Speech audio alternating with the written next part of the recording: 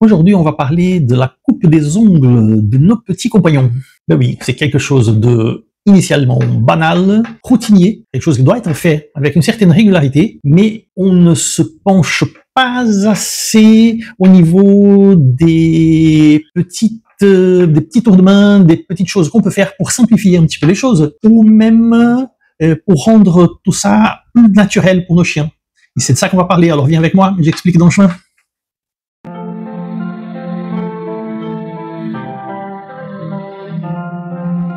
Bien le bonjour, je suis Mauricio Veto dans ma chaîne L'Ami des Bêtes et aujourd'hui on va parler de la coupe des ongles de nos chiens. Les ongles de nos chiens ne sont pas comme nos ongles, ce sont plutôt comme des griffes qui ont une tendance à pousser et à se courber dans la mesure où elles poussent. Dans les bons vieux temps où nos chiens se promenaient librement, il y avait évidemment une usure qui était naturelle et qui faisait que les griffes gardaient une taille plutôt convenable. Mais aujourd'hui, ce n'est plus le cas en vue des surfaces sur lesquelles nous évoluons et nos compagnons avec nous.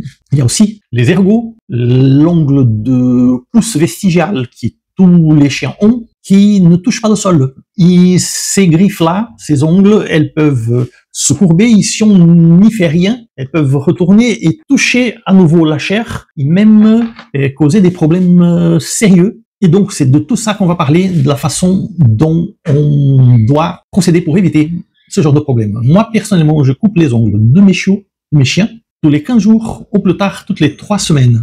J'ai l'impression que les ongles des pattes avant, elles poussent un peu plus vite que les pattes arrière, et cette impression, elle peut être aussi menée par le fait que les chiens se propulsent avec les pattes arrière, et donc ils ont une usure un peu plus importante au niveau des ongles de ces pattes. En tout cas, il est très important pour toute manœuvre qui n'est pas initialement naturelle et qui doit être fait avec une certaine régularité de procéder à ce que j'appelle la désensibilisation de nos chiens. La désensibilisation, c'est ce qui permet aux chiens d'accepter ce que normalement ils n'accepteraient pas. C'est-à-dire, au départ, on montre aux chiens les accessoires qu'on va utiliser, on le fait se familiariser avec tout ça, on le fait apprendre à aimer le moment où on les manipule avec ces accessoires, en utilisant le renforcement positif, des petites friandises, des petits câlins, etc. Et ça sert de la même façon pour la coupe des ongles que pour le brossage, et même le brossage des dents, ceux qui le font. Et tout ça n'est pas initialement naturel pour le chien. Si vous prenez un chien adulte de 2 ans qui n'a jamais été brossé dans sa vie, vous arrivez avec une brosse, vous aurez du mal.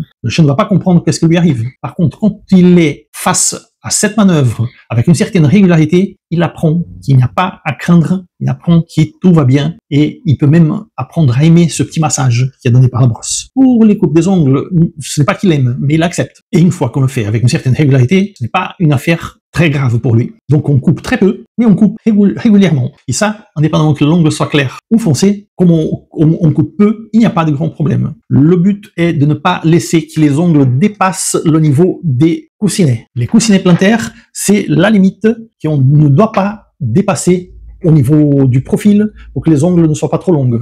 De cette façon, elles ne vont pas gêner les aplombs du chien et la gestion sera beaucoup plus simple. On peut utiliser toute une panoplie d'instruments selon le confort évidemment du propriétaire et du chien. Il y a des petits ciseaux qui sont spécialisés pour ça. Il y a aussi des espèces de petits appareils qui usent les ongles du chien comme si on le ponçait. Il y a des marques de style Dremel qui ont été consacrées par l'usage, mais ce sont des petits appareils plus petits qu'une tondeuse, avec une petite meule dans le bout, et on ponce les griffes du chien, et ça permet d'être sûr qu'on ne va pas couper de trop.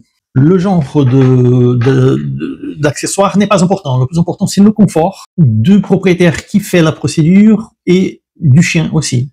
Et moi, j'ai 2 ou 3 petits tours de main à vous donner, qui d'ailleurs ne sont pas, ce sont des idées, tout simplement. La première, si par hasard les ongles de votre chien sont trop grandes et vous ne voulez pas faire appel à un professionnel pour la coupe des ongles, vous pouvez, dans la mesure où il y a une chirurgie, que le chien doit subir une castration ou quelque chose comme ça, s'il y a l'anesthésie générale, vous pouvez demander toujours au vétérinaire de couper les ongles très courts. Donc l'animal est anesthésié, il ne sent absolument rien, et c'est une petite procédure qui ramène tout à zéro et qui vous permet de recommencer avec des ongles très courts sans trop de problèmes. Aussi, si vous êtes en train de couper les ongles de votre chien et vous, par malheur, ou si votre chien il a pris l'ongle quelque part et l'ongle s'est rompu et il y a la petite hémorragie, il faut savoir que cette hémorragie, elle est normale parce qu'il y a une artérie qui passe là-dedans, en plus du nerf, et c'est un saignement qui persiste, qui ne s'arrête pas très facilement. Or, il y a un tour de main, évidemment, il y a des produits vous pouvez acheter un pet shop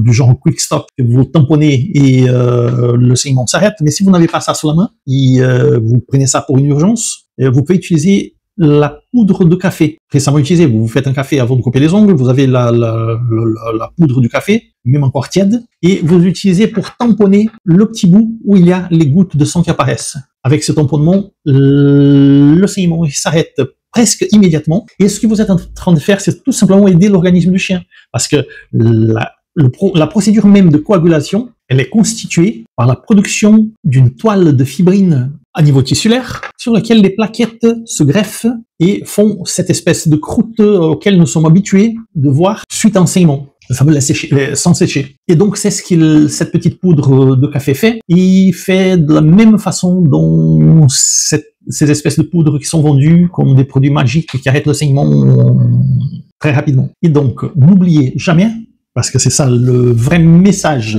de cette vidéo, c'est que la désensibilisation est la clé de voûte pour toute procédure qui puisse être éventuellement désagréable pour un chien et qui doit être faite d'une façon régulière. Donc désensibilisation. Prendre la patience d'apprendre votre chien qu'il n'y a pas de mal, et ça ne fait pas peur, et que ce n'est pas surprenant. Ce que vous allez faire, c'est ce qu'il a vu la semaine dernière, et c'est ce qu'il va voir aussi dans quelques jours. Donc le chien s'y habitue. C'est ce qu'on pourrait dire à propos de ces procédures-là, et à bientôt pour une prochaine vidéo.